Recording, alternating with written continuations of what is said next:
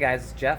Today I'm going to show you how to disable your safety switches on your rear swim deck hatch here. The reason I'm disabling mine is number one, there seen problems where these switches go out, they don't last. I had an issue with this switch right here. I almost had to have someone standing on the deck to make sure that switch was pushed all the way down. You can see I used to have some duct tape right here built up to help push that switch down even farther. But for me, I liked being able to open it. Sure, if you open this hatch while the engine is running, take this thing out take your clean out plug while the engine is running, and then stick your hand down in there. It's probably not gonna be good, but you probably got more problems in life if you're that dumb. So I'm gonna show you how to disable it. It's super easy. You can do this honestly with the clean out tray still in, and by clean out tray I mean your clean out tray. It's a lot easier to do it without, but I'm going to show you just what you need to do, and you can determine about getting in there or not, and what works best for you. So the first thing you're going to need is a 22mm wrench and a 14. You can put 2 crescent wrenches on this, doesn't matter, whatever you got to do. So we're going to go ahead and remove this nut, take this nut off, and the switch will come down.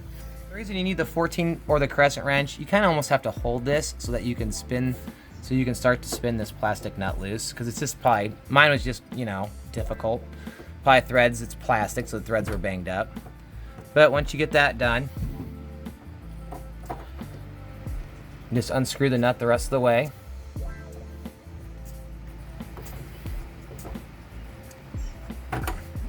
And there you go. And then this will come out. And that's your switch. And I'll show you how to disable it. Super simple, piece of cake. Okay, so I got this unscrewed, and just to show you, I put my clean out tray back in. This is how I did it. You remove your service port right here, and then I just had to stick my hand in. I did have to cut a couple of zip ties while I was in there to get access to it, and then it's long enough you can bring it out here on your swim deck. Sorry, it's really sunny out here right now. And then there's the switch. Hey guys, so this is what my switch looks like that has been modified. So mine's a 2008. What you do is these 2 brown wires, you just cut it from the main harness here, and then you connect them right here, okay? I'm gonna pull this switch apart and show you also what I did. You pull the 4 screws out, you pull this out, and then inside here, so if I can get a better shot for you. So inside here is the plunger for the switch, okay? So there were some other contacts in here, and I'll show a picture of it, what it looks like factory. You just pull everything out of there, so it looks just like this.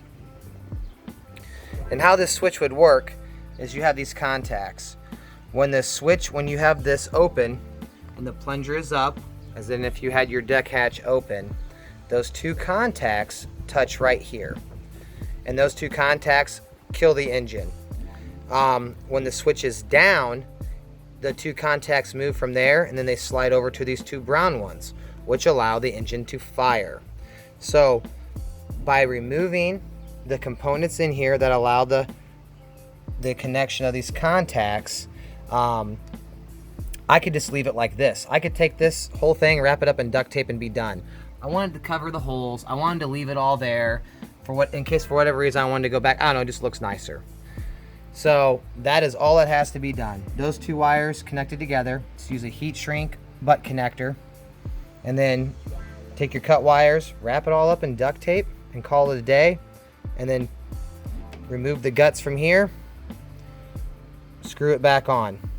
The nice thing is, if you get screwed up, this only sits this is index. The shape of this only goes in there one way, so if you forget which way it goes in there, if it goes like this, if it goes like that, or whatever, that's just how it is. It's only going to go back on one way.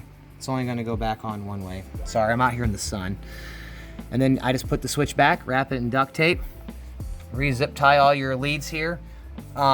This does not get hot. This is your muffler. It does not get hot. Trust me. There's a freaking rubber strap on it. So if it dangles, it's not going to be a big deal, but you can zip tie it out of the way. the end. And that's it. And once you have that done to both of them, you don't have to worry about the switches failing. You can open this up, throw your life jacket in there while the boat's running after you're wakeboarding or whatever. Just want to show people how easy it is to do. It takes just a little bit of time and knowing which wires to connect. So that's it. Hope you guys enjoyed the video. The end.